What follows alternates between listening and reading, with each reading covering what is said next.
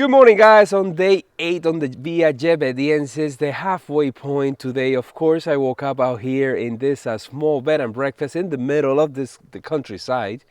Incredible. It's 7:40. I'm about to leave.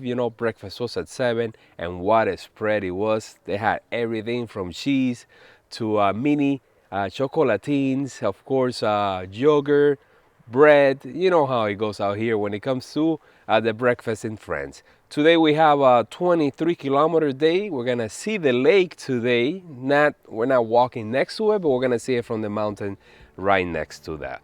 It's supposed to be pretty flat today as it was yesterday. We kind of left the mountains behind and we are here in the plains for a little bit. Let's enjoy it while it lasts, of course.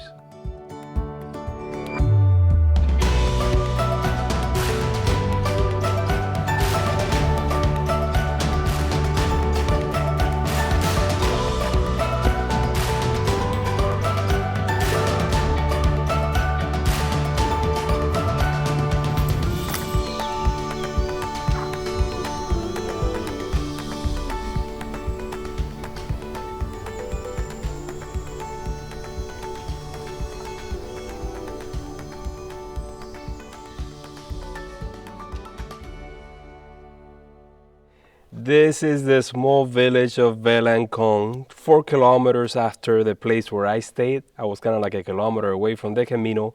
And this is where I was supposed to stay yesterday, but just the lady did not answer my calls, did not answer my emails, so I had to find a place and I stayed just before, because if I stay after this town, it's by the lake and it was really expensive. Having sort of like the same issue in the place where I'm supposed to stay today, there's only like 2 places. The one where I really wanted to stay did not answer my calls. And the one that I cannot secure is just like someone's house that takes care of pilgrims.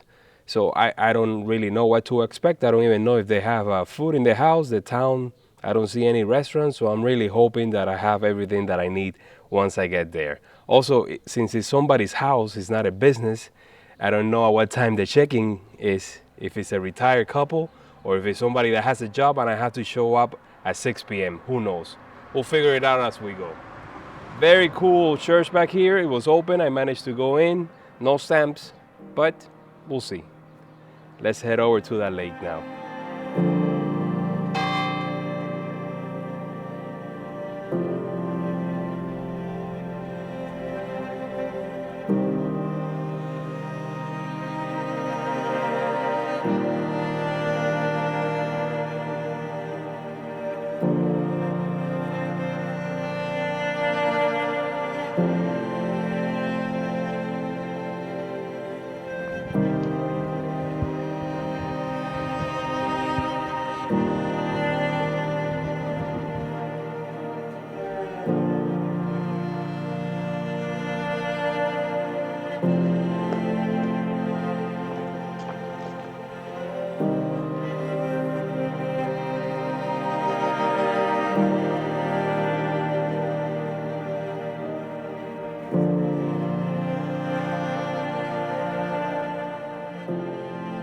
The Camino really doesn't pass by the lake unless you're staying there, of course. I got as close as 1 kilometer and then I made it here to this town, went to the church. There's no stamps, there's really nothing. It is open. There's 2 places here to eat. There's a bar which also was closed. So there's a bakery, and I got here at noon and I saw on Google Maps that it closes at 12:30, so I rushed there really quickly just to get something. And I managed to get a hold of a few goodies, including a chicken sandwich, which I will be having later on today, a quiche, and some sweets. Had it just at the bar that is closed just outside there, seeing all the cars passing by. And yeah, almost at the 75% of the way for today. They're starting to warm up, as it always does in the afternoon, but there's a light breeze passing by.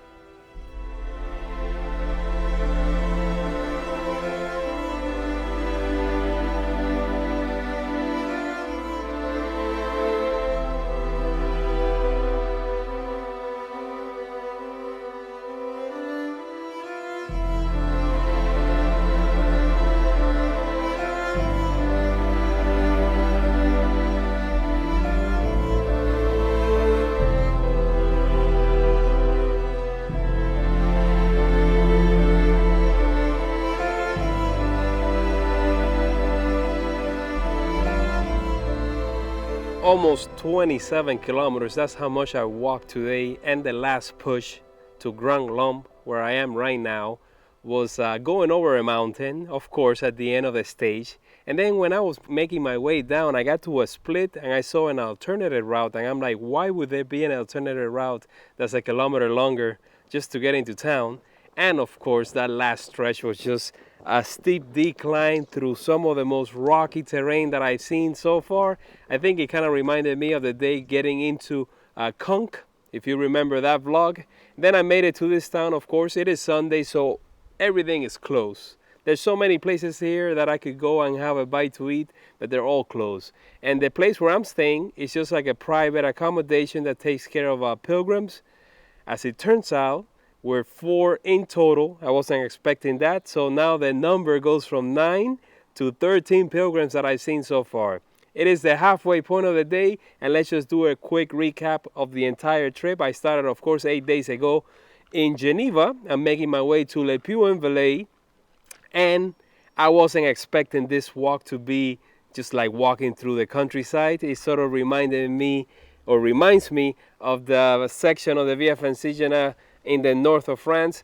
There's, of course, there's more support than what I went through in there, but you're not gonna see the big stained glass windows. You're not gonna see all the pilgrims passing by you. I mean, at the beginning, the first couple of days, I started to see a bunch of pilgrim statues along the way, and it kind of felt like a pilgrimage, especially on the town Charlie, where I stayed on day 1. That one was just like the best one so far.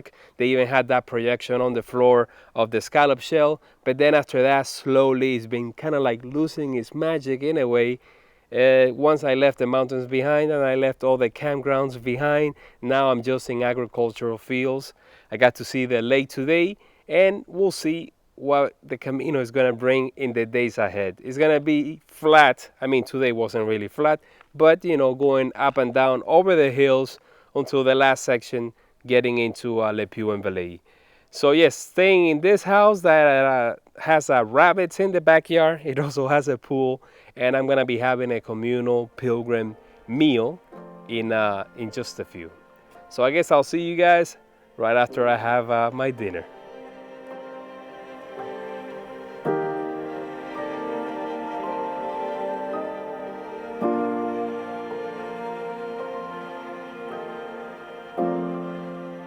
You know, the interesting thing about this house is it is the last one in town. From here on out, it's just the countryside once again.